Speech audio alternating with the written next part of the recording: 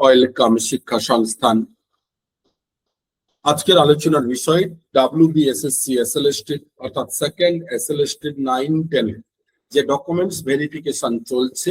এই documents verification অনেকের প্রশ্ন যে স্যার কি কি কারণে বাদ যেতে পারে। 11-12 ডকুমেন্টস ভেরিফিকেশনে প্রায় 1800 মতন ক্যান্ডিডেট বাদ গেছিল।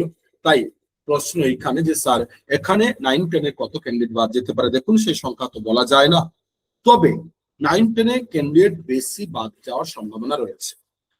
ফার্স্ট ফেজে অর্থাৎ হিস্ট্রি সাবজেক্ট ইতিহাস যখন ডকুমেন্টস ভেরিফিকেশন হয়েছে সেই সময় বিভিন্ন জনে অর্থাৎ আমাদের যে 5টা জন বারাসাতে অফিস, কলিকাতা, মালদা, বাঁকুড়া এবং বর্ধমান, এই 5টা জনে যে পরিমাণে ডকুমেন্টস গুলো রিকোয়ার চেয়েছিল, কিন্তু ভূগোল 28 তারিখ থেকে দেখছি আমরা সেরকম ডকুমেন্টস চাইছে না, ডকুমেন্টস কিছু কমেছে, অর্থাৎ এদের কোয়ারি কমেছে। কিন্তু যে ডকুমেন্টস গুলো মেনলি দেখছে যে যার উপর ডিপেন্ড করে কিন্তু আপনি ভেরিফিকেশনে হোল্ড হয়ে যেতে পারেন বা আটকে যেতে পারেন। নাম্বার 1, আপনার গ্রাজুয়েশনে আপনি যে সাবজেক্টে বসেছেন 9-10 এর জন্য, গ্রাজুয়েশনে সেই সাবজেক্টে আপনি 300 মার্কসের এক্সাম দিয়েছেন কিনা, 300 মার্কসের এক্সাম দিয়েছেন কিনা। অর্থাৎ অনেকের এরকম পলিটিক্যাল সায়েন্স সাবজেক্ট বা অন্য কিছু, সে হয়তো ইতিহাস বা বাংলায় বসেছে, কিন্তু সিবিসিএস সিস্টেম, সিবিসিএস সেমিস্টারে কিন্তু কখনো 300 মার্কসের পাস কোর্সের পরীক্ষা নেই।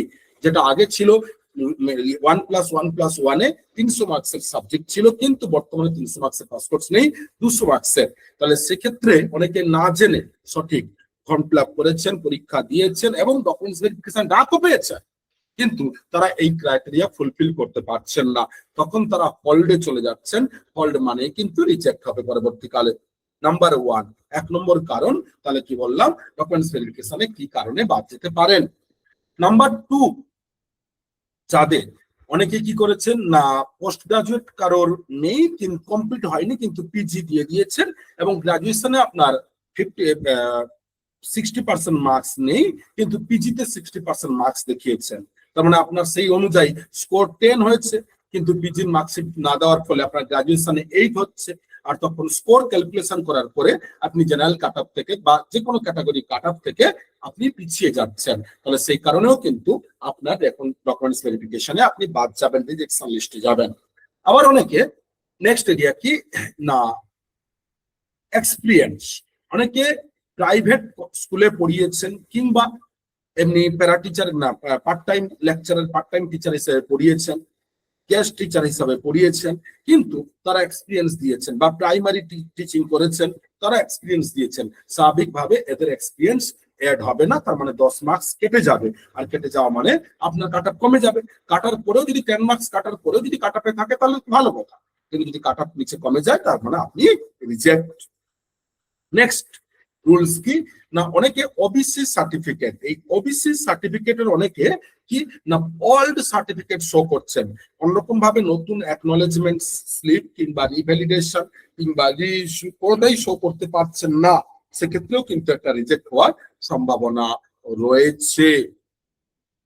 ওকে, এইবারে আসি আমরা আলোচনার নেক্সট এরিয়াতে, যে কি না যদি কোনো ক্যান্ডিডেটের দেখা যায় ইডব্লিউএস, এই ইডব্লিউএস সার্টিফিকেট জুলাইয়ের যে ক্যাটাগরিটা টাইমটা দিয়েছে সেই জুলাইয়ের মধ্যে অনেকে করেননি, তারপরে ইডব্লিউএস সার্টিফিকেট করেছেন, অ্যাপ্লাই করেছেন, তারপরে কিন্তু ফর্ম ফিল আপ টাইম আপনি দিয়ে দিয়েছেন আপনি ইডব্লিউএস আছেন, ফর্ম ফিল আপ টাইম আপনি ইডব্লিউএস বলে সিলেক্ট করেছেন, কিন্তু ফর্ম ফিল আপ এবং ইডব্লিউএস সার্টিফিকেট অনেক পরে অ্যাপ্লাই করে অনেক পরে বাদ পেয়েছে, তাহলে সেক্ষেত্রেও কিন্তু রিজেক্ট হবে। এবার অনেকের ক্ষেত্রে ওবিসির সেম, যদি কেউ ওবিসি সেই সময় ছিল না, শুধু দিয়ে দিয়েছেন আপনি ওবিসি, কিন্তু ফর্ম ফিল আপও পরে করেছেন এবং ফর্ম ফিল আপ ওবিসির পরে করেছেন এবং সার্টিফিকেটও পরে পেয়েছেন, তাহলে আপনার রিজেক্ট হওয়ার সম্ভাবনা রয়েছে। এছাড়া কিন্তু সাধারণত আর কিছু নেই। এই 5টা কারণে মূলত রিজেকশন লিস্টে যাওয়ার সম্ভাবনা প্রবল। তাই কারা কারা রিজেকশন লিস্টে যেতে পারেন তারা নিজেরা ক্যালকুলেশন করুন এবং সেইভাবে কিন্তু নিজেকে প্রস্তুত করুন, ভেঙে পড়বেন না। কারণ ডকুমেন্টস প্রপার রিকোয়ার না থাকলে যদি রিজেকশনে যান তাহলে সত্যি কিছু করার নেই। এই রকম স্কুল সার্ভিস কমিশনের প্রতি মুহূর্তে কিভাবে ইন্টারভিউ দেবেন, কিভাবে ডেমো দেবেন এবং রেগুলার আপডেটেড তথ্য পাওয়ার জন্য অবশ্যই আমাদের চ্যানেলটিকে যারা এখনো সাবস্ক্রাইব করেননি, শেয়ার করেননি, নোটিফিকেশন বার অন করেননি, দ্রুত করুন যাতে প্রতিনিয়ত ভিডিও সঠিক সময়ে জানতে পারেন এবং প্রতি মুহূর্তে আমরা আপনাদের জন্য ভিডিও তৈরি করার উৎসাহ পাই। ধন্যবাদ।